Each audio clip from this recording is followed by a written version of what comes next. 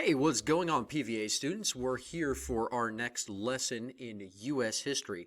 Today, we're going to be covering the 1920s. And the 1920s was definitely an era of social and economic change. And there was a ton of different things going on. So we're going to be hitting up all of the different changes that happened during the 1920s. So in the 1920s, we've got a bunch of stuff. And one of probably the biggest events, one of the biggest things is a new piece of technology that comes out in the 1920s. It's all around us today, and that is the automobile. Now, the automobile is going to completely transform the United States in a lot of different ways. And it's all made possible by Henry Ford. Now, Henry Ford, it's debatable whether or not he invented the actual car or not. Probably didn't, but he made the best way to make the car. And his assembly line in Michigan really was what made cars affordable. And once they became affordable, then everybody started to get them. By 1929, within 10 years, 1 in every 5 Americans owned an automobile. You can see the ad on the left-hand side, $265 for an automobile. Now look, I understand $265 back then was a lot more money for people, but still that only comes out to a few $1,000s today. It's about $4,500, $5,000 today. If that was a brand new car, I think a lot more people would have brand new cars today. And soon, by the end of the decade, car manufacturing is going to become the biggest industry in America. And it has some really far-reaching impacts beyond this. Because everybody had a car, you could travel a lot further. Before, people had to live within walking distance or near mass transit to be able to get to work if they lived in a city. But now, all of a sudden, you could live miles, tens of miles away from your home. This started to lead to what we call suburbanization. That's people living in the suburbs, like many of us do. I'm guessing probably a lot of your parents drive maybe quite a bit of a way to work. And all of that started thanks to Henry Ford's assembly line in the 1920s. But that wasn't the only consumer change that was happening during this decade. One of the other major things that we started to see was people started buying all different types of new things. And 1920s was generally this time period of personal prosperity and consumer spending. And a lot of this had to do with the pent-up spending because of World War I. People hadn't spent money during World War I, and during the 1920s, they all of a sudden started spending tons of money, which led to more jobs, which led to more money, which led to more spending and more jobs. And it was really great. And we started to see these mass production techniques of Henry Ford being applied to everything. And we start to see huge number of new products, not just cars, but everything like electric appliances, new fashions, things like this. And advertising becomes really big during this time period, encouraging people to spend money, such as Babe Ruth here for Red Rock Cola. It was only 5 cents. But the other big thing is not just the manufacturing aspect, it's how people are buying everything. Well, before, people bought usually just with cash. But now, all of a sudden, companies are going to offer people a new way to buy things, and that's using credit. Now, today, buying things on credit is something that's pretty common. But in the 1920s, it was new. And using credit and monthly installment plans became the new way for people to purchase items. Now, we're going to see in our next lesson that this is going to get some people into some trouble, but it's going to allow for a lot of personal prosperity. In addition to this, besides electric appliances, people were also investing in entertainment. And movies and radios became widely popular in the 1920s. By the way, that whole box right there that kid is playing with, that whole thing is the radio. It's not just the thing that's on top of it. It's the whole thing, which is pretty crazy. Now, radio becomes really big in the 1920s. Over 500 radio stations are going to connect the nation, and nearly every American household by the end of the decade is going to own a radio. And what it does, it really kind of brings America together. It starts to lead to this nationalization of our culture. All of a sudden, you could be living in Oklahoma and you could listen to a Yankees game in New York City and listen to Babe Ruth hit a home run. That's pretty amazing. Additionally, during this time period, we start to get things like soap operas begin.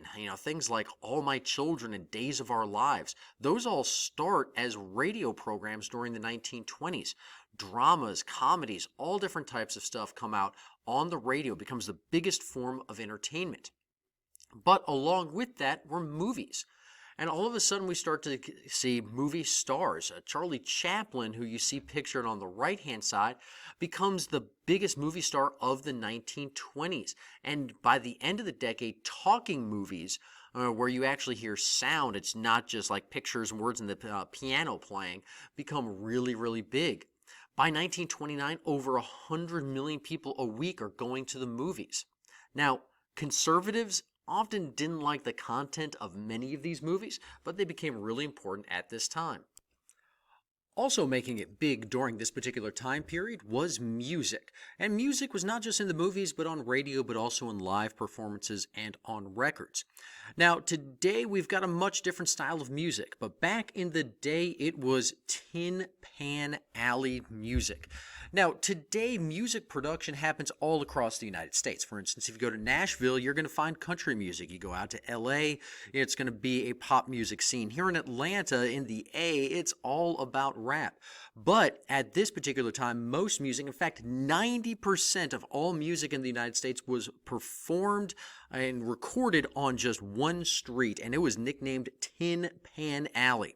And the major types of music at this particular time were things such as ragtime, dance music, and jazz became really big at this particular time. And the most popular musician of the time period was a guy named Irving Berlin.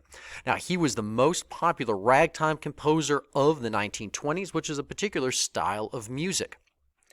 Now, in addition to this, during this time period, some other cultural flourishings was something called the Harlem Renaissance.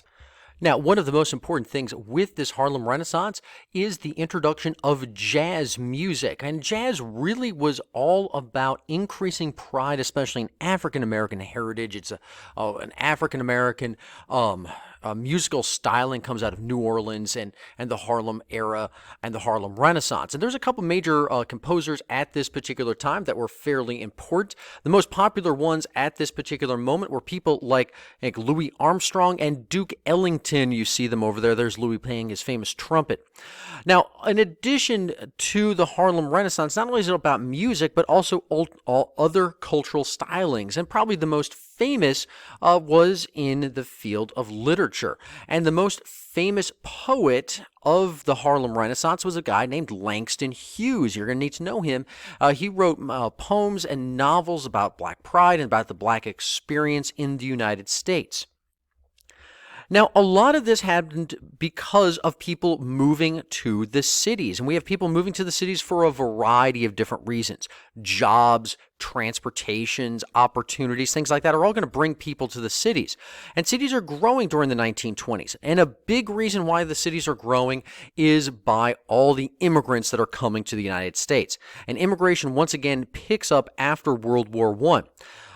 Unfortunately, though, along with this comes a new wave of what we call nativism. And nativism is simply defined as this kind of fear of immigrants, this fear of these new things. And it's not anything new in our society. We have nativism that we're dealing with today. It's just where those immigrants are coming from that really changes. These ideas of nativism hasn't really changed. And in the early 1920s, more than 800,000 Southern and Eastern European immigrants are going to come to the United States, many of them seeking better opportunities after and to escape from war-torn Europe.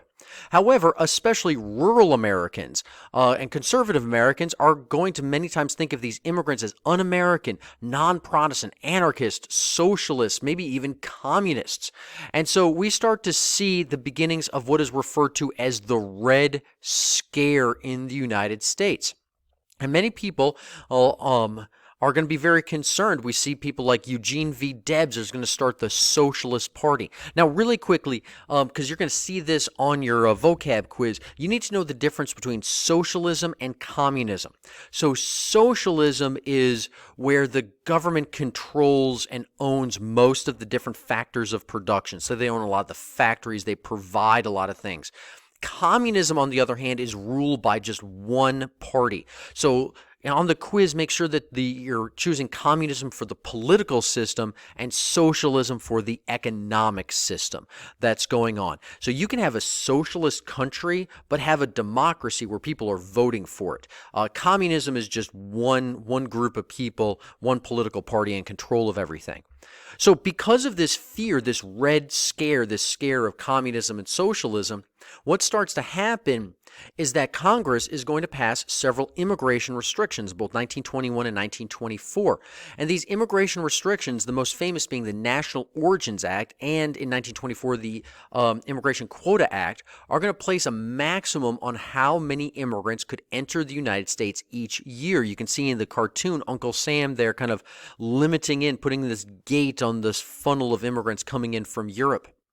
And so this is going to really restrict the number of immigrants coming into the country during this particular time. Now, culturally, some other stuff is also changing, though. For instance, we see after World War I, the role of women is going to change. Women are going to gain the right to vote with the 19th Amendment to the U.S. Constitution. And not only that, their role in society changes, too. We start to see women not only with newfound political rights, but social rights as well. The right to dress differently. They have increased sense of freedom. They can get different jobs than they were able to get before. More leisure time are all big things that come out of the 19th Amendment and the changing role of women. And society changed in other ways as well. For instance, in 1920, the passage of the 18th Amendment led to the beginning of Prohibition. And Prohibition is this quote-unquote noble experiment that was really pushed by conservative rural America that really believed that drinking led to crime and other social problems. And this is really kind of this outreach and the eventual fulfillment of the temperance movement we talked about all the way back in the early 1800s. Well, they finally get alcohol banned. The problem is this is going to lead to some other problems, organized crime, Al Capone, all this kind of good stuff. All right, but the 18th Amendment does lead to the beginning of Prohibition. All right, guys, well, we've covered a whole lot of terms for today. I hope you wrote down all the bold-faced words because you're going to see them again on your test and on your vocab quiz. That's all the time that we have for today. Until next time, and as always, hope you have a great day. Bye for now.